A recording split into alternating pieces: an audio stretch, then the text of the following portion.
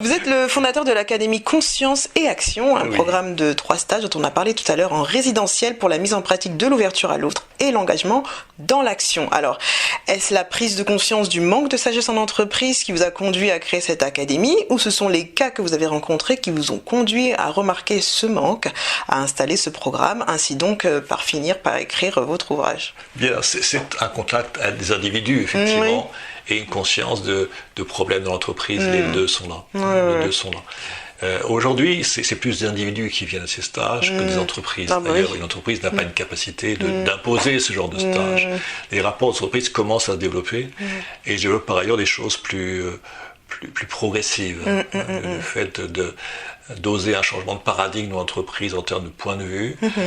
Ce changement de point de vue va gérer des perspectives incroyables, mais il faut oser, même politiquement, il faut oser cela. Il faut reconnaître. Il faut reconnaître et oser. Reconnaître, simplement, je peux amener à reconnaître. Exactement. Il faut oser. D'accord. Donc, ce que je fais également, c'est le fait d'introduire cette sagesse non intellectuelle sur des cas particuliers. D'accord. J'ai un manque de confiance par rapport au comité de direction. On va introduire quelque chose par rapport à ce sujet-là. D'accord. Okay. C'est plus limité et plus accessible. Donc, vous faites des stages avec des individus et vous allez aussi en entreprise pour des conférences. Des conférences, oui, absolument. Oui, ça. De façon gratuite et ouverte pour faire comprendre cela. Et par ailleurs, des interventions plus formelles, sur des sujets particuliers. Okay. D'accord. Et également des accompagnements au niveau de la théorie U. C'est Charmer, c'est un Américain qui a constaté que sous pression, les individus prenaient toujours le même chemin de décision. Bien sûr, c'est rassurant. C'est rassurant, c'est rassurant. Mais c'est pas une bonne chose en même temps. Donc la théorie U est par rapport à un sujet particulier, par rapport à un projet. D'accord. D'amener les gens à être sur une base de partage de ce qui est et de descendre sur des bases non égotiques. D'accord. Et il parle à ce moment-là de sources d'inspiration. Oui.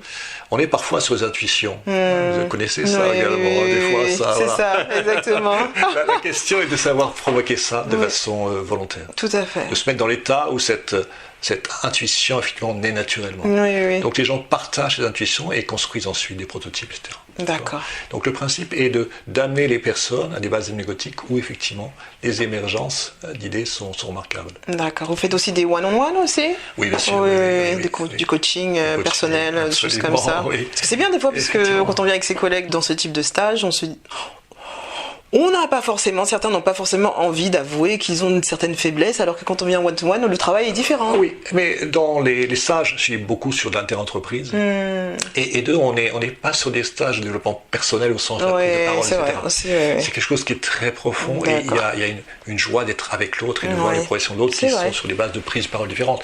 C'est aussi une des richesses du non-intellectuel. J'ai eu récemment un prêtre dans ces stages. D'accord. Il fait partie d'une entreprise, quelque part, lui aussi. L'église est une entreprise. C'est une forme de communauté.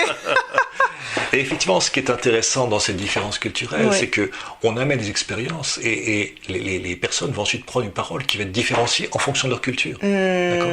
Le but n'est pas d'introduire une culture, mais des expériences qui vont transformer l'individu. Ça, c'est important. C'est le témoignage. Il n'y a aucune connaissance, il n'y a aucune requise, ni aucune connaissance induite. D'accord.